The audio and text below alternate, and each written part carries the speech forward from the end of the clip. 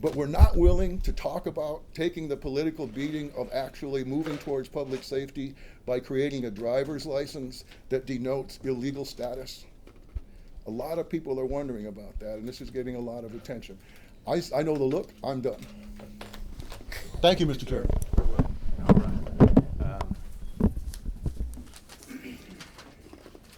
I have another committee I've got to get there. Yes, sir. For the benefit of the committee, and I'm sorry that other committee members had to leave also. In this bill, I'll bring this out because Mr. King had made an issue. We're not talking about any extra expense. This goes in, right now there's a RFP being issued by the DDS for the new driver's licenses. And they go into effect on, I believe it's July of 18. Right? They go into effect. This would make this effective July of 18 when the new driver's license are issued. And I'm not trying to restart the world and have a major cost factor to it. So we go into effect upon that. So leave that thought with the committee. Very good, sir. And I felt like I've left you with a hornet's nest. We're good. But, thank y'all for hearing the bill, and I hope y'all can come up with some appropriate action. Mr. Chairman, I'm going to call the way as well, so. All right. Your committee's going down to a committee of one. All right. Well, moving on down the list of those who had signed up to speak, Aisha Yagu, are you still with us? No? Okay. Susan Durham, Yes. please. Kind of wish that the committee chairman would have been here to hear the rest of the comments on the bill he introduced. I also wish kind of would have been here to Mr. Diakey, as brief as he was. Apologies. We have a lot of things that go on around here, and we're all serve on multiple committees, and we have demands on our time. So, again, I apologize, but Understood. I'm here, and But I do I'm appreciate you chairman, staying. And there was a phrase some years ago from I'm all ears. Okay. Well, I'll take your ears now. So I just want to make a few comments on HB 324. It's in the Public Safety Committee. I've to coin or to label driver's license as non-citizens. I fail to see how non-citizens will impact public safety if police officers should inquire about immigration status. I feel like that's lacking on their training. I think police officers should be aware of what term limited or limited term actually means. I don't think that should be upon the Department of Driver Services to label personal immigration status on people who drive cars or any other vehicle.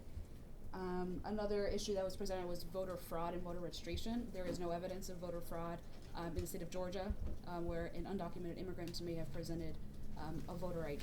I've worked polls before. I've been through extensive poll training as well. We know how to identify voter IDs and other valid photographic IDs in order to vote.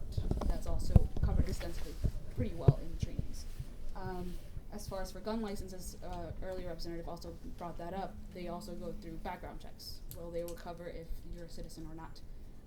Another issue that I wanted to bring up was unintended discrimination. For example, my father became a citizen when he was a permanent resident, and his driver's license was also term limited. So he became a citizen during that license, and he wasn't able to update it just because he became a citizen. He didn't have any information to update. So I don't see why he should have that unnecessary burden to go to the DDS just to have the non-citizen taken off if that's where we're supposed to go. My mother's a permanent resident. She has no criminal activity, no criminal background check, criminal background. Any person with legal status or legal presence in this country goes through a background check. Any person that has issued a driver's license is issued a license just so they can know how to drive, just to show that they are capable of operating this vehicle. Immigration status does not impair their driving ability. I don't see why the Department of Driver Services should have to have this burden on issuing immigration status on driver's licenses. Even though our immigration expert here has said that a lot of DACA students also get driver's license, this is not an argument for or against DACA. This is not a partisan issue on whether undocumented immigrants should have legal status or not. That's beside the point. I think the point here is that driver's licenses, which is a license that shows that someone knows how to operate a vehicle, is irrelevant to someone's immigration status. citizens are also criminals. If the issue is that criminals are issued licenses, should other different kinds of crime breakers, law breakers, not be issued licenses either? Should felons not have driver's licenses either? There are much worse crimes than coming into this country, violating the civil law of this country, than just having non-citizen on their driver's license. It opens the space for discrimination. The cashier should not know whether my mom is a citizen or not. Currently, in the environment and the atmosphere that we have in this country, has been racially divisive. There has been nasty rhetoric thrown around. Hate crimes have increased against immigrants and refugees. There's a lot of ignorance and apathy on what our immigration process is. So a lot of people that don't know that someone can be documented but also not be a citizen, if they do not understand that can open a lot more doors to discrimination towards a certain person who has non-citizen on their driver's license. So I just want to bring up the difference that immigration status does not impair driver's ability, nor should it be relevant to whether or not they should have a driver's license at all. Whether or not DAQ wants someone that's not a citizen have driver's license at all, that's also relevant in a different point. Point taken. Thank you. All right. Charles Marwell. Still with us? No? Okay. Zahir Farouk. She's still with us?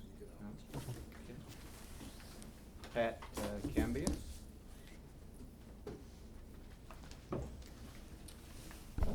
Sir.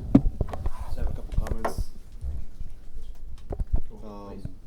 This is my driver's license. There's a moment when police officers pull me over and they read my license and they read my name and they're not exactly sure if I'm an American or not. There's a little second, they second guess themselves as they wonder my vague ethnicity. The reason is because my father is a white man from America. My mother is a Chilean woman from the south side of Santiago de Chile. And the reason why I'm a citizen is because my father obviously is a citizen. And basically this bill,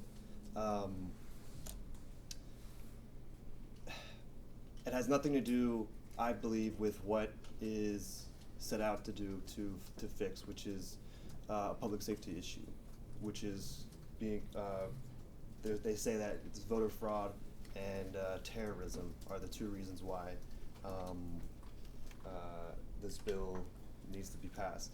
And I think if people thought for about more than 5 seconds about either one, it would become quite clear that it's obviously just a cover for what is the true intention, which is to target immigrants, as Susanna pointed out, in this climate here in the American South.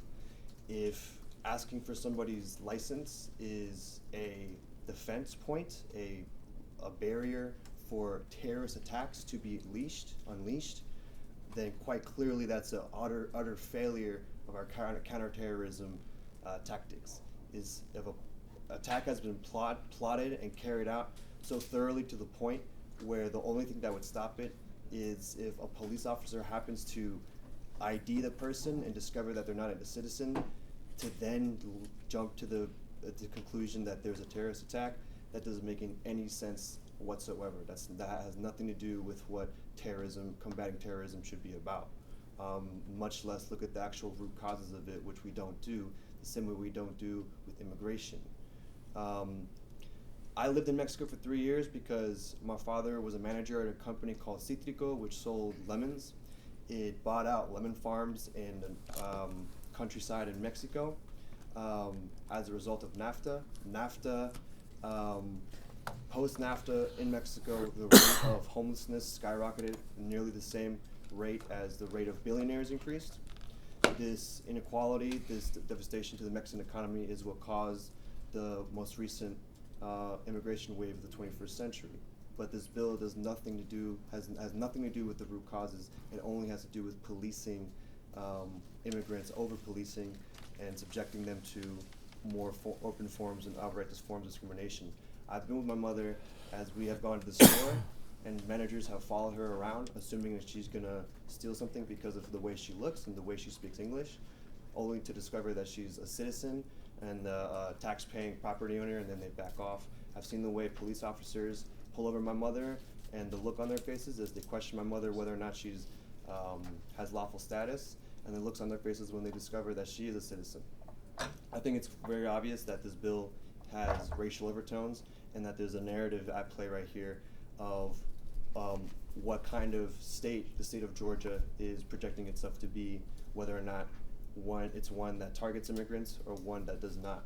And I think people are mobilizing and organizing right now to make the people who have proposed this bill very much the target of the ire of the movement that is aimed to protect immigrants in this country. Very much the way that the Muslim ban issued by Donald Trump created a national outrage. I think the more we organize, there will be more provocation of national outrage towards bills very much like this one, which target immigrants. So this is a narrative that I think the Georgia State House should not, that Republicans and Democrats on either side who have promoted this bill should stray away from and simply stick to matters that actually need solutions, not made up problems like voter fraud. All right, thank you, sir. And Birdsong, please. I'm just here as a concerned citizen. I don't see the point of this bill. I don't think it would add to public safety, and I'm concerned that it would make it more difficult for international businesses like Coca-Cola or Mercedes to transfer employees here, and research places like Georgia Tech or Emory or Morehouse to get visiting scientists.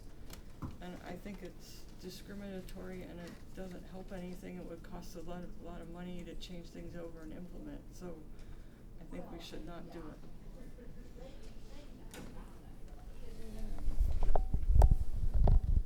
Anna Dowell. Good afternoon, Mr. Chairman. My name is Hannah Dowell. I've been a resident of Atlanta for 8 years. I've been a legal citizen since 2002. I came, first of all, because I didn't even realize that the restriction was on just temporary licenses would only have this non-citizen U.S. citizens distinction. But I can say that we've been seeing this in social media, how it's been perceived by people that feel a lot of support for it because it does tend to isolate non-citizens apart from everybody else. And the worry is of the unintended discrimination. And I came here to listen to the representative who sponsored the bill to hear the reasons for it, because I was really confused as to what it has to do with public safety. And I'm still somewhat confused as to what problem it cures. If there are issues with voter ID, amend the voter ID laws or to require a more compliant ID. If there are gun issues, then amend those. But I just feel that the legal status has no business in a driver's license. And I think the potential downside overwhelmingly outweighs any sort of benefit that we get from putting something as non-citizen on a license. And to me, that's just really a utility argument. Like, the benefit is very minimal, and the potential downside is that we have a group of people, including myself, as a former, I guess, temporary, resident. I feel pretty, I think, slighted about it. Yes, feelings were hurt, but these are feelings of your constituents, and I want that to be known here. And I'm very grateful to Representative Powell that he's willing to amend and try to address his concerns in another way that does not send out the message. As Representative Price here said, legislation is not just about the effectiveness and enforceability, but it's also about a message it sends to its constituents. And this is the message that we hear, and that's why there were more than just me signed up to talk about this bill. Sure. All right. Very good. Thank you. That concludes those that have signed up to speak. I believe again, the status of this particular bill has gone back to for further consideration, change of language, trying to find a solution to the issue. So I guess what I would say is stay tuned. There's more to come. All right. Thank you all for being here today. Thank you for your participation, and I believe the business of this subcommittee is through. Thank you.